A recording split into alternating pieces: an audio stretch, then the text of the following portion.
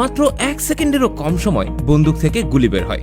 কিন্তু ছোট্ট সেই বুলেট বানাতে পাকিস্তানের এসব ফ্যাক্টরিতে এক একজন শ্রমিকের ঘন্টার পর ঘন্টা সময় লেগে যায়।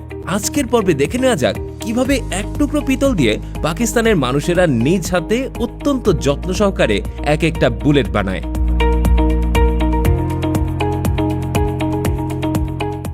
বুলেট তৈরির প্রথম কাজ শুরু হয় পিতল বা কপারের লম্বা ধাতব পাত দিয়ে। এই পাতগুলোকে প্রথমে একটি পাঞ্চিং মেশিনের নিচে দেওয়া হয়। এই মেশিনটি প্রচন্ড চাপে পাত থেকে গোল গোল চাকতি কেটে বের করে নেয়, যা দেখতে অনেকটা পিতলের পয়সার মতো মনে হয়। এই চাকতিগুলোই পরবর্তীতে বুলেটের বাইরের খোলস বা কেসিং হিসেবে কাজ করবে। এরপর এই ছোট ছোট চাকতিগুলোকে একটি হাইড্রোলিক প্রেস মেশিনে দিয়ে এগুলোকে নিচের দিকে ঠেলে একটি লম্বা কাপের মতো আকার দেওয়া হয়। তবে বারবার চাপের কারণে ধাতু অনেক সময় শক্ত এবং ভঙ্গুর হয়ে যায়। এই অবস্থায় গুলি ছুড়লে খোলস ফেটে যাওয়ার সম্ভাবনা থাকে। তাই এই খোলসগুলোকে প্রথমে উচ্চ তাপমাত্রায় গরম করা হয়, আর এই প্রসেসকে বলা হয় অ্যানিলিং। এর মাধ্যমে ধাতুর অভ্যন্তরীণ গঠন অনেকটাই নমনীয় হয়ে যায়। এরপর এগুলোকে একটি শক্তিশালী অ্যাসিডিক দ্রবণে ধুয়ে নেওয়া হয়। এই ওয়াশিং প্রসেসটা গুরুত্বপূর্ণ, কারণ খোলসের উপর সামান্য ময়লা থাকলে তা বন্দুকের ব্যারেলের অনেক ক্ষতি করতে পারে। এরপর পরিষ্কার করা এই খোলসগুলোকে আবারও একটা হাইড্রোলিক প্রেসের ভেতরে দেওয়া হয়, আর এবার খোলসের ভেতরে অতিরিক্ত চাপ দিয়ে এগুলোকে আরো পাতলা আর লম্বা করা হয়। সেই সাথে এই খোলসের ভেতরে যেন সমানভাবে পর্যাপ্ত ফাঁকা জায়গা থাকে সেটা নিশ্চিত করতেই বারবার এমনটা করা হয়। এরপর খোলসগুলো চলে যায় অত্যন্ত ধারালো এক কাটারি মেশিনের কাছে। একজন শ্রমিক অত্যন্ত দক্ষ হাতে প্রয়োজনীয় মাপ অনুযায়ী খোলসের অতিরিক্ত অংশটুকু কেটে ফেলে।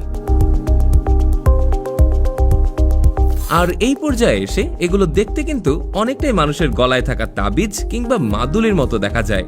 খোলসগুলো ভালোভাবে তৈরি হয়ে গেলে বেশ কয়েকটি ধাপে এগুলোকে পরিষ্কার করে নেওয়া হয়। একটা মিক্সারের ভেতরে বালু কিংবা কাঠের গুঁড়ার সাথে মিশিয়ে খোলসগুলোকে ভালো মতো ঘুরানো হয়, যাতে এই খোলসগুলো আরো অনেক বেশি মসৃণ আর চকচকে হয়ে যায়। এখন খোলসের পেছনের দিকটি তৈরির পালা। আবারও দক্ষ হাতে একজন শ্রমিক বিশেষ মেশিন ব্যবহার করে খোলসের নিচে একটি গর্ত বা প্রাইমার পকেট তৈরি করে দেয়। সেই সাথে সেখানে বুলেটের ক্যালিবার বা সাইজ খোদাই করে দেওয়া হয়। আর এটা এজন্যই করা হয় কারণ বিভিন্ন বন্দুকের জন্য আলাদা ওজন এবং পাওয়ারের বুলেটের প্রয়োজন হয়। এই লেখা দেখে ব্যবহারকারী বুঝতে পারেন এটি তার বন্দুকের জন্য সঠিক কিনা। আর এই প্রাইমার পকেটটি মূলত বুলেটের ইঞ্জিনের মতো কাজ করে, যেখানে আঘাত করলেই আগুনের সূত্রপাত হয়।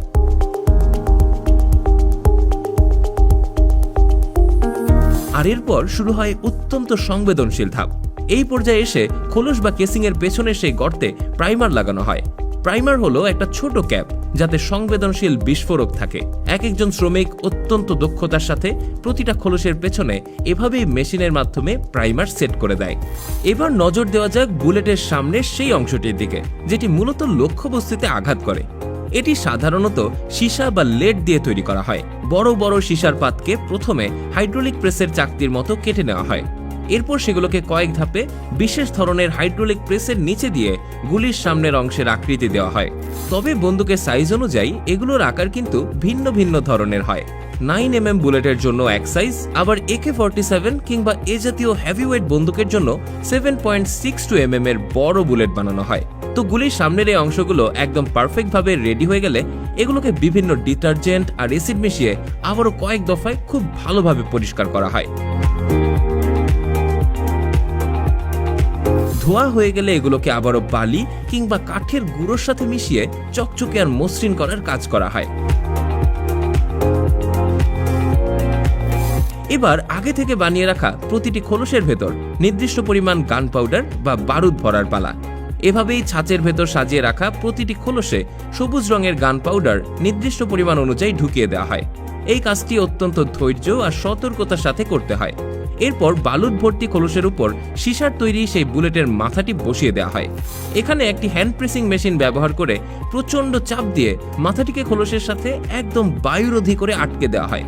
আর এই প্রক্রিয়াটি যদি ঠিকমতো না হয় তবে আর্দ্রতা ঢুকে বারুদ নষ্ট হয়ে যেতে পারে, অথবা ফায়ারিং এর সময় বুলেটের মাথাটি ভেতরে ঢুকে গিয়ে যে কোনো দুর্ঘটনা ঘটাতে পারে।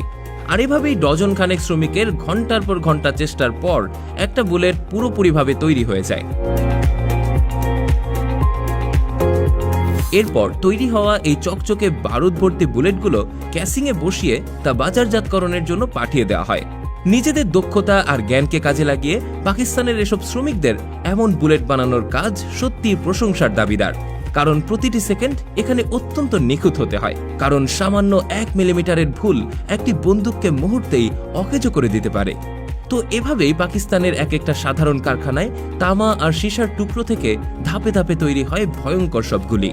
মূলত বন্দুকের ফায়ারিং পিন যখন প্রাইমারে আঘাত করে তখন সেখানে একটি ছোট আগুনের স্ফুলিঙ্গ তৈরি হয়, যা ভেতরের এই বারুদকে সেকেন্ডের কয়েক ভাগের 1 ভাগ সময় চালিয়ে দেয়। আর এই প্রচন্ড চাপে খোসার মাথায় থাকা বুলেট প্রচন্ড গতিতে বের হয়ে যায়। শেষ করছি টেক ইনসাইডের আজকের এপিসোড। তবে টেক ইনসাইডে আপনি কোন ধরনের ভিডিও দেখতে বেশি পছন্দ করেন সেটা আমাকে কমেন্ট করে জানাতে পারেন। ফিরবো পরবর্তী ভিডিওতে। ততক্ষণ পর্যন্ত সবাই ভালো থাকবেন, সুস্থ থাকবেন।